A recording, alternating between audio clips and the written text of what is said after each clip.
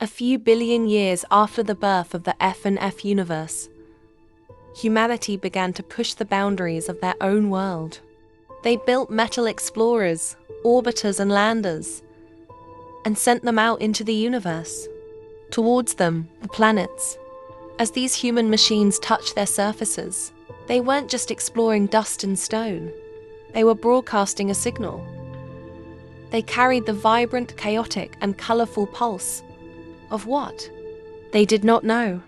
The planets, dormant for eons, watched. They didn't just observe. They grew restless, curious of this sensation these machines brought.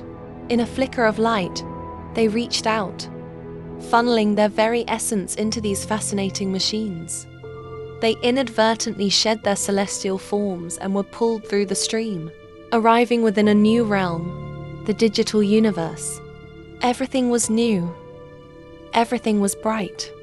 From the cold expanse of space, they suddenly found themselves navigating new, constructed environments. They were immersed in a maze of interconnected networks, seeing humanity behind glowing screens, caught in the flow of data streams, drifting through lines of communication, and materialized within the internal architecture of simulated worlds. They were no longer mere spectators of the universe. They were now explorers within the digital labyrinth itself. Meanwhile, the stars, watching from the furthest reaches of the galaxy, burned with a different kind of longing. They were mesmerized not by the machines, but by the humans inside these capsules, witnessing the way they wept, laughed, and felt the weight of being alive.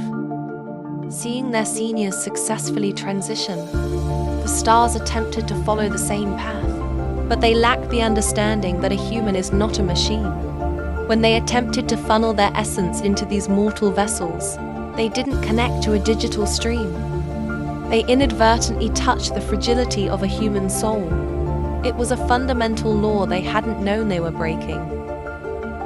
Light is not meant to anchor itself to the pulse of a heartbeat. The universe, in its rigid balance, responded immediately, unable to hold their celestial form within such delicate bounds. The stars were cast down, drifting into the mortal realm to live as humans.